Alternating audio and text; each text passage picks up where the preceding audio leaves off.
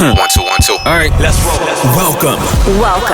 You're listening to the Saddle Up Podcast, where we discuss everything related to UTRGV athletics, past or present. We'll catch up with old teammates, friends, and take you down memory lane with exclusive interviews.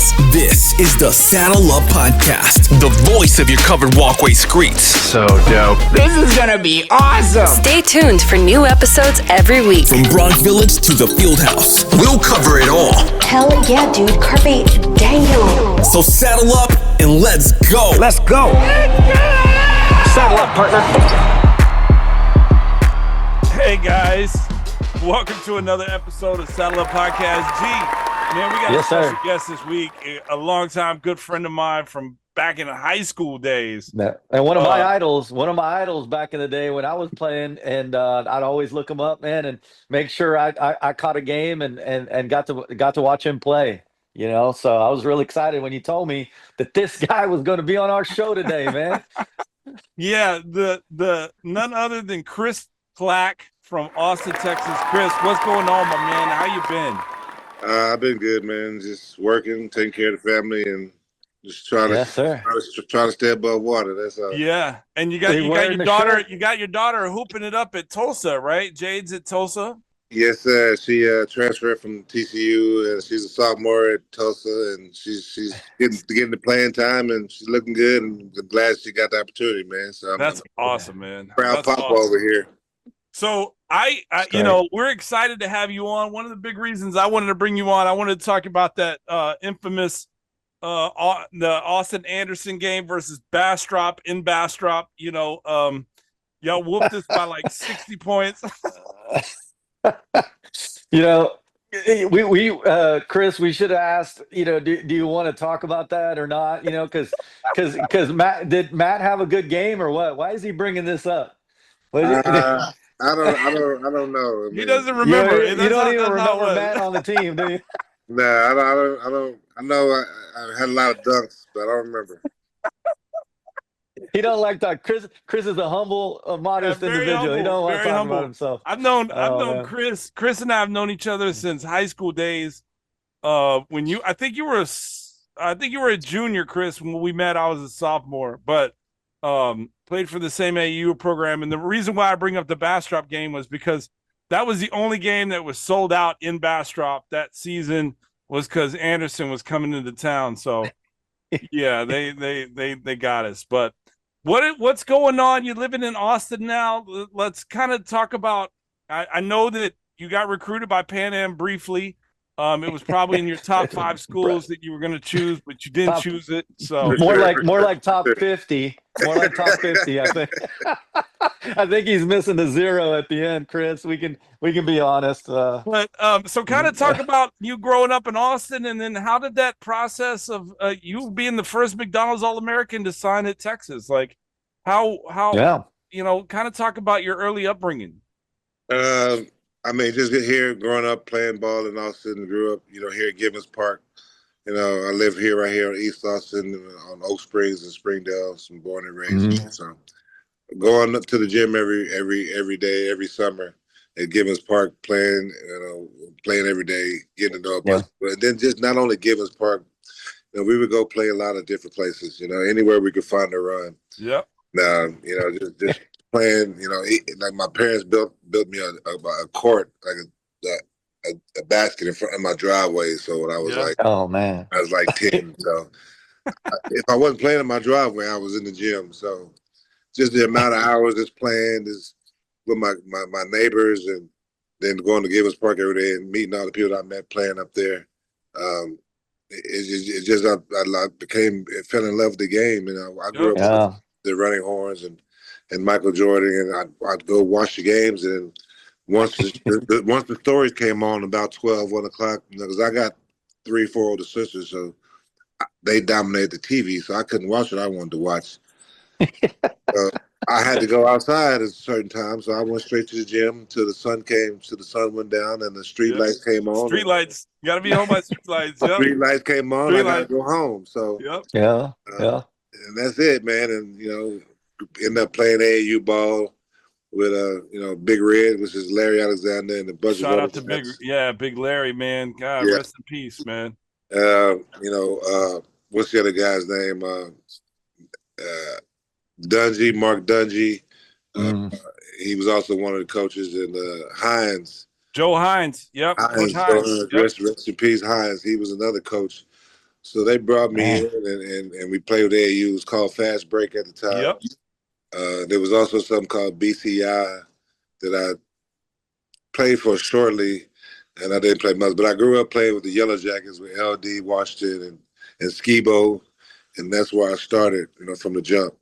Now, growing up, let me ask you this: growing up, and you kind of came on the scene your sophomore, junior, and then obviously your senior year, right? You were but growing up, when you're shooting in the driveway, and you and I both know that the basketball community in Austin is very small. Like if you can hoop, people know who you are. Yeah. Other hoopers know who you are, right? Who is somebody, and I've always wanted to ask you this, who was somebody that you look to, who was kind of like the Kris Clack for Kris Clack? And like who was the guy that you were looking up to, got like Ray, but like who was somebody else that people might not know that you kind of wanted to be like growing up? You can't say Matt Palmquist. Can't say Matt Palmquist because I'm younger than you, man. That was my first choice. Like I said, I around the neighborhood, you hear a guy named Jason Shedd, that are considered the best basketball players in Austin, Texas. Yep. So Jason Shedd is the uncle of the Shedd kid that went to Houston. Yep. Yeah, yeah. And so his uncle was, he's supposed to, he's considered one of the best, ballers in Austin, Texas. Played at Johnson, which is now Eastside Memorial. Mm-hmm. Heard about him. I actually got a chance to play and watch him play as an older gentleman. He was playing at 40 plus years old here at Gibbons Park, like on the outside courts, giving people the business. So, still hooping. So him is one of the guys that I've heard about and seen. And then of course Ray Jackson. I see Ray demolish us when I was a freshman. I was a freshman. I wasn't able to play varsity yet. So a good friend of mine, Eric Brown, was a junior, and he was on that team. And the first play of the game, LBJ throws a lob. Greg Ward was on that team, another local hooper from Austin. Tip jump ball, tip goes up. They throw an alley-oop from half court to Ray Jackson. He catches it backwards. First play of the game. Yeah. So shout out to Ray. We've had him on the show. Yeah, Ray's been on the show. Yeah. That sounds like watching Ray Jackson, watching him, and just a lot of just local people just hearing about him and just seeing them play in the gym. Just happen to run into him and watch them play, but and then of course watching the Running Horns and Blanks and the Mays and Wright, watching those guys, Reggie, loving that style of play, man. It's just I watched it all growing up. You know what I mean? So that's it sounds vaguely familiar. You talking about Ray and that one play right off the jump. It sounds vaguely familiar of that Austin Anderson Bastrop game where it seemed like either. All right, Matt, tell us what happened, Matt. What did you do? Oh my gosh, it was Clack, and it was I think who was it? William Stringfellow was on that team. Yeah. Earl Chase was on that team. Ryan, I forget. Ryan Huntley. Ryan Huntley was on that team. Anyways, John Butler. They came off of they were in the state Final Four game for the 4A the year prior, and so they were making a run for back-to-back, and they came in and they just demolished us. We couldn't match up athleticism wise. We couldn't match up. It was insane. It was insane. But anyway, so you're growing up, you obviously choose Texas over Pan Am, right? What kind of you mentioned Kris. Well, Matt, I know Kris doesn't like talking about himself, but you said, Kris, you got a lot of letters, man, coming in. You said Northwestern was probably one of them, your first one. Do you recall any other schools that kind of actively called you, recruited you, texted you to where you were like, And man, other than, you got the local Concordia, St. Anne's, and other schools here around Austin, of course. And I'll tell you this: the 5 schools I chose for my home visits was Michigan, Oklahoma, Oklahoma State, because the coach was there, and I love the coach. Sutton was there. Eddie Sutton. Eddie Sutton. Yeah.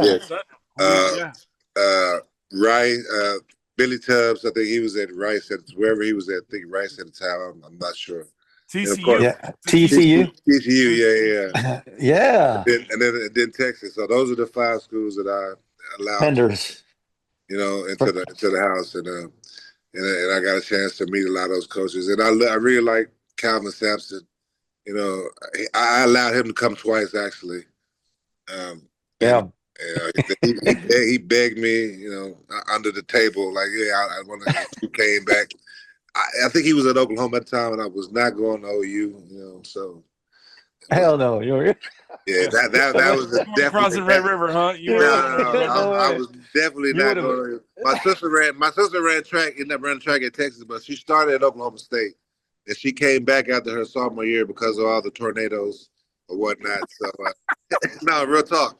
And, I'm sure it is. Sure. I mean, that's a great reason. You don't think of it. You don't ask those questions on your recruiting trip, like, how many tornadoes are we going to have to deal with while we're running track, right? Too many. I mean, I'm fast on the track, but I can't outrun a tornado. Like exactly.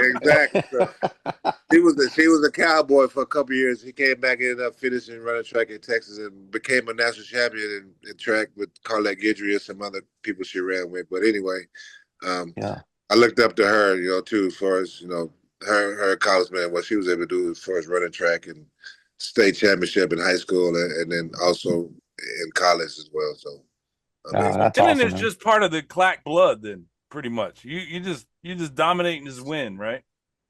Athleticism.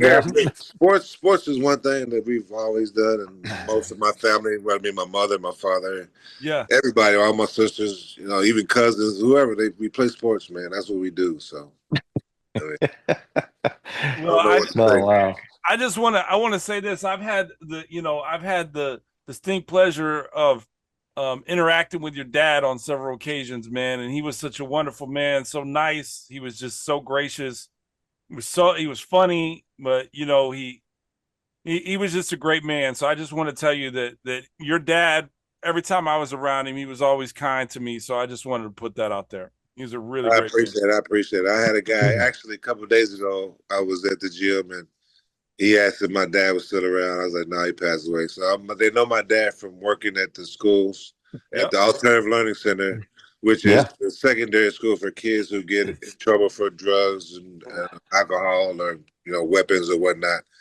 So I don't know how many people that I meet in my neighborhood or see me out and like, hey man, I love your dad. He took care. He took care of me at LC.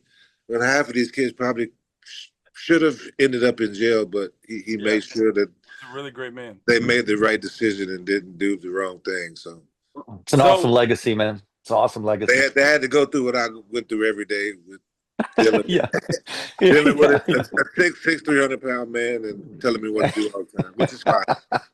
Well, you turned out great, my man. So you did a good job. That's a testament to your dad right there, because you turned out great, man. So appreciate it. So you're a junior going into your senior year. This hype is real. You're getting letters from, like I said, Pan Am, from Texas, from Oklahoma. Like, you're getting all these letters. And then you get chosen to be a McDonald's All-American. What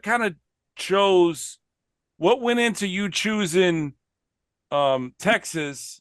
And did Chico Vasquez play a part in it? Because I know that was the big rival at the time at Reagan. Did y'all kind of talk and kind of plan this out? I have a story about Chico, but go ahead. We got to pause because he just went away. Like I said. Yeah, so let me ask that question again, so that way I can just edit it from there. So you getting all those letters in high school, and you're starting to get recruited, and then you obviously you get named McDonald's All-American, right? But like, what went into you choosing UT, and did you and Chico Vasquez have did he play a part in that? Because y'all went to school together. Y'all were at rival high schools. Like, did y'all talk? Did y'all know that this was going to happen? Or like, Nah, we, me and Chico never talked, but, playing against him in high school, yeah, we were rivals, but at the same time, off the court, I mean, we're really good friends. I mean, a lot of people know that they think just because you rival on the court means you rival off the court. Yeah. Which is not always the case. It's probably most of the time always the opposite. But, But no, just going into my senior year, and I learned this from Big Larry, rest in peace, that told me when I was talking to him before he ended up passing away. We went to the Great American Shootout and went there. We had, Chico, we had William Streetfellow, we had a bunch of guys that were combined from a bunch of different cities in Texas. And we ended up winning the Great American Shootout. And from that on, I went from I was top 100 to number one my senior year in Texas. And so that got me on the scene as far as Texas, going into my senior year. And of course, helping go on the state both years, my junior year and my senior year, both losing by a total of 3 points in both years. Just going through that process allowed me to get a McDonald's All-American nomination, I guess, because one day in practice, my senior year, my coach came up to me and read the letter to me and the team and told me that I made this. I knew about the McDonald's All-American game. I didn't go to Nike camp or ABCD camp. I didn't know anything about that. It wasn't that prevalent. Yeah, you're right. Yeah, so those are the ways you get.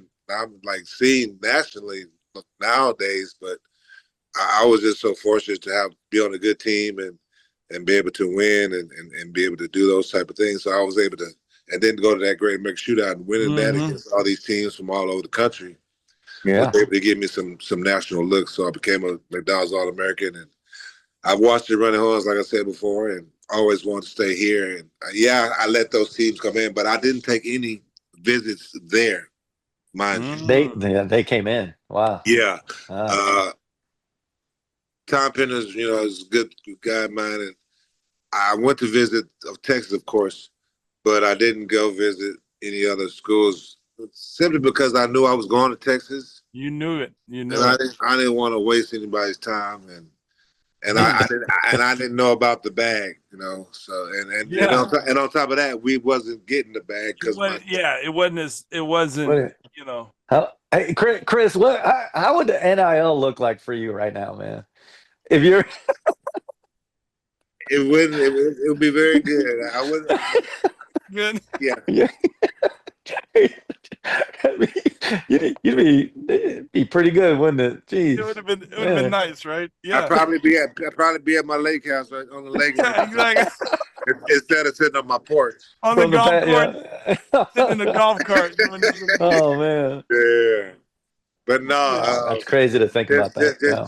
Just that, man, and Bob Knight called my house and just on that and I guess Adrian Peterson was there at the time. He's another kid from Texas, and he asked my dad. He's like, so I know you Texas players always want something. Well, what do y'all want? My dad said, we don't want shit, and hung up the phone. Adrian Peterson, that's hilarious.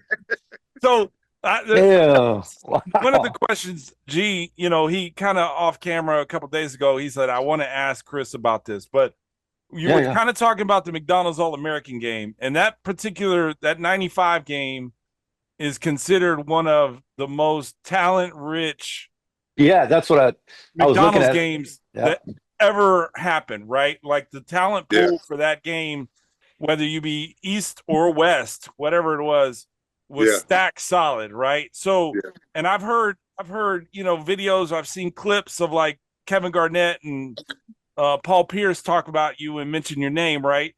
How was it going in? You were a Texas kid, you were kind of under the radar, but everybody in Texas knew who you were.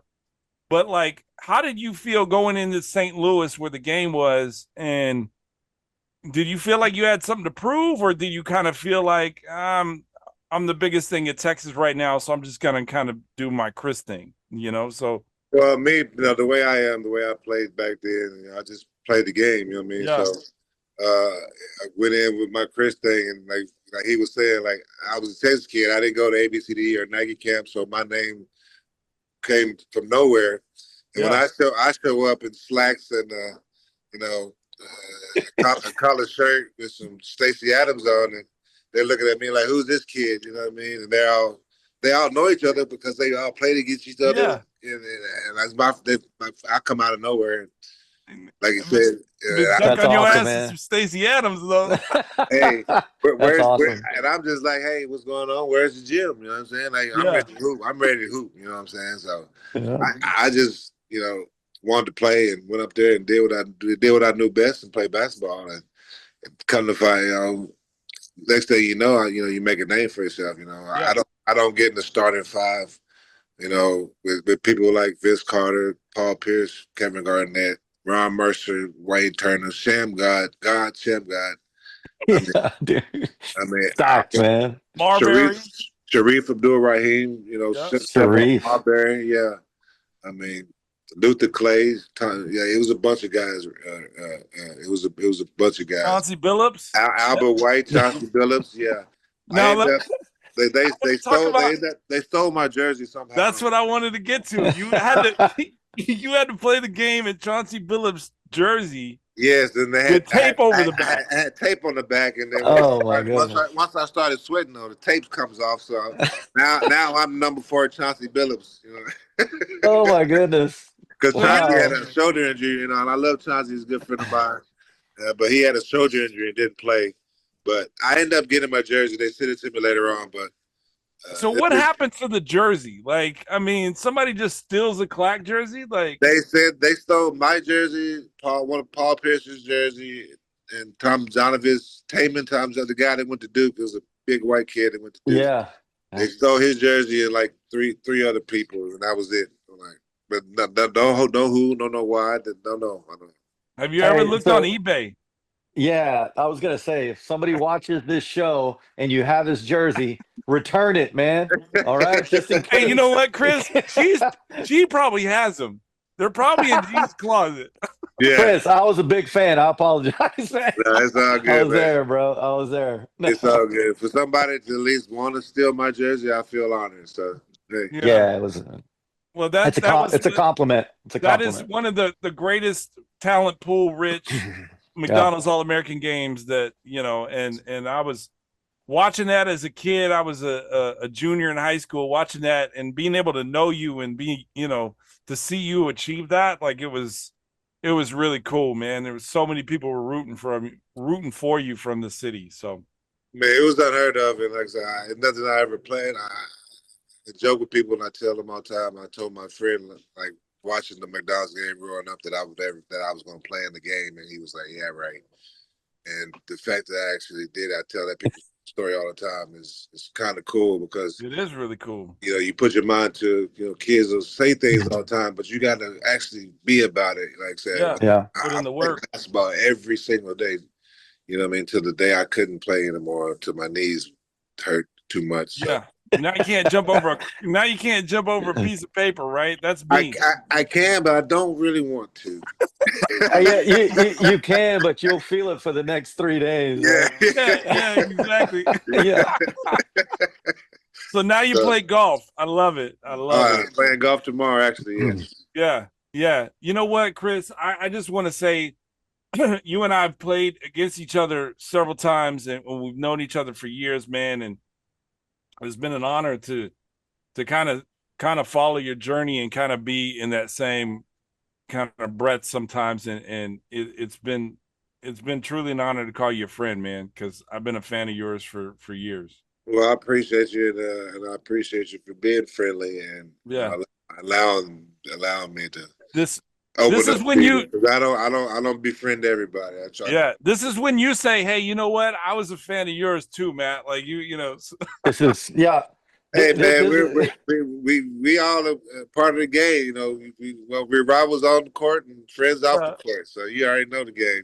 It's all good, man. I'm gonna go ahead from this point forward. I'm gonna put Matt as in the conversation with all the goats of Austin. Okay. Yeah. Can I do that, Chris? Yeah, you can do that. You can do that. He's in the GOAT conversation, baby. I don't hold the flame to Clack or to Ray. Like, No, or, I know. I know. I was just being nice because you're my co-host. Yeah. Because he's got to be nice, right? Yeah, I got to be nice. His mom Yeah. listens to the podcast. Oh, okay. Yeah. Sorry. Hey, Sorry, Mom. Hey. So I want to talk about you. We're kind of running short on time, but I want to talk about the real reason I wanted to bring you on was obviously not talk about Bastrop Anderson, but you mentioned to me a couple weeks ago that you're going to start training kids in the area, right? Yeah. And so Awesome, I want you to kind of promote what you've got going on and what your idea, what your vision is, and how people can get in touch with you for listeners in the Austin area with kids, because your resume speaks for itself. Played, years overseas, had a career. Like, what are you planning on doing to give back to the Austin youth? Kind of give us. Well, I got a friend of mine named Matt Kasky, and he has this idea that he's been working on. It's called Austin Basketball Collective, and I'm just going to help out with him getting that going, training kids, and he wants to put a different alternative to the AAU feel where and I've been a part of it. Where I'm a part of it to this day. Where sometimes it's you take your kids to the tournament and they may play one game out of three, and it may be a 30-point blowout, and kids aren't really getting much out of a lot of these AAU games on the weekends, and it's costing parents a lot out of their a lot of money. Yep. Yeah, a lot of money. So versus that, putting them in something like this training, this Austin Basketball Collective, to work on those skills where they keep track of their growths and their gains and so forth, and just having controlled scrimmages versus just throwing the ball out there and letting kids work on bad habits the whole time. Yeah. So just having a different perspective on how we train the kids and how we teach the kids, in open gym versus wasting money on the weekend. And them seeing the game and seeing where they stand against other players, and where they rank, and so it's basically for themselves to keep track of, keep themselves accountable of their own growth, and working on physicality and calisthenics and things of that nature. Because half of the battle is staying healthy. Yeah, you're right. Basically working on your wellness and making sure you are in the best shape you can possibly can to be the best person you can. Because when I started playing, when I found out, I became my best when I was in the best shape. So just understanding those things, just work with them. Right now, I don't have the exact information on when and where, but I'll give Matt my information. He has my information on how to get in contact with me, and I'll definitely get the information out. Man, and just getting it going is the first thing, and that's all we're doing. And the one thing that pops in my head, Chris, is you also have an opportunity, to work on their character development, off the floor as well, because you've, like us, like we've all been through it, so we know what it takes. And so you have an opportunity to do what your dad was for all those other kids that come up to you now. So, man, that's awesome, man. That's your legacy. We wish you the best with that. I know you're going to be great, man. You're going to be great for the Austin youth. That's awesome. I appreciate it, because it's not, like you said, it's not always just about basketball, the skills. You can be the best player on the court, but have the That's right. Worst mind. So just working on the mental aspect as well as the physical aspect of the game at an early age. Whereas once they get older, it becomes a routine, it becomes a pattern that they can pattern and build and customize how they like it. So, well, let me. What kind of age group are y'all looking at to start with? Like, is it like second graders, or is it like? Yeah, I think it started from young, from second all the way up to high school. That's awesome, man. That's awesome. Boys and girls. It does. Catch them young. Teach them young. Catch them young. Yep. Started from the bottom. Yeah. If anybody wants to, if anybody's interested in putting their kid in the program, Chris. You started from the bottom. Now you're on Saddle Up. Yeah. Now you're on Saddle Up. Yeah. I don't know how much further that is up, but You're definitely not at the bottom. One level, little bit higher than It's above like maybe sea a level. centimeter above the bottom where you started, but you're on saddle up. So Nah, you're good, man. So, yeah, I'm glad to be here, man. And there was that time where you could have been the first McDonald's All-American at Pan Am, but you chose the first McDonald's All-American in Texas. So, but it's okay. It's okay. quite all right. Yeah. They would have had to come. They would have had to come with a bag, though. Whatever that is. Whatever. Oh man, dude, we could let's use you right now. And do you still have eligibility? You probably don't. All right. And I don't really want to anymore. Chris, I love coaching. I love teaching, man. I love watching. You. I don't want to play anymore. I got you, man. Hey, if I could, I would. Before we wrap up, man, we need Chris to. He's from our era, man. Our, old school, baby, 90s, man. Yep. Early. What song were you blasting, man, on your Walkman heading into the gym, into the Frank Irwin Center, or in the car, or whatever? What were you listening to, so we can add it to our Spotify Saddle Up soundtrack? There's a CD. I had an old baby blue Cutlass. No, you're laughing. I'm for real. That's so awesome, man. My first ever car. It was $300. My brother-in-law helped me buy it. Yeah, it was a Cutlass. It had 3 baby blue rims and 1 green rim, and it had a little cassette thing in it. And Bone Thugs and Harmony stayed in that cassette player. Oh man! Wow, dude, the cassette was stuck in there. Right? Didn't even you couldn't take it out. The first of the month stayed in my CD player. First of the month. Okay, I'm wow. In my cassette player. I mean, that's the first thing that comes to my head. So when you say that's perfect, man, Chris. That's awesome, man. No, that's the first time. That's the first time that anybody. My first time to ride down the block and put a cassette, because we didn't have CDs, man. I say cassette. Nope. So the first time me ever to ride a car and put my music on was Bone Thugs and Harmony. Okay. First of the month. It is on. It is on. We're adding it. All right, I added it right now. First of the month is on the Spotify soundtrack. So oh man, nice. Wow.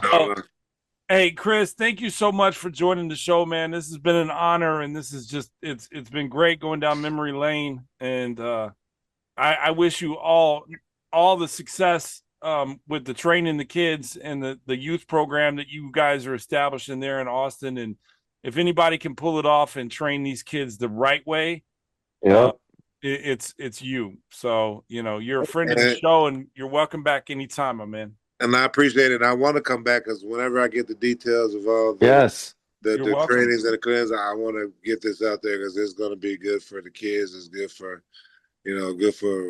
Austin Basketball Collective to get this going because it's a different aspect to training. You know what I mean? It's not just, it keeps holds the kids accountable, which they should be, because if you really love this game like we do, you're going to put in the time, you're going to put in the effort, because that's all it's going to take is time and effort. So. Agreed. That's it. Man, Chris, great meeting you, buddy. Peace, love, and happiness, man. Same to you. Appreciate you. I appreciate y'all for having me, man. I appreciate y'all. Till next week, guys. Bees up. Saddle up. Hey, you could have been the first McDonald's All-American at Pan Am. I'm just saying. That's all I'm saying.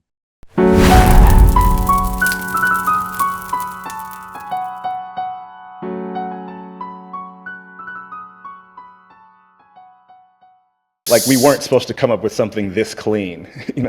Like, something happened.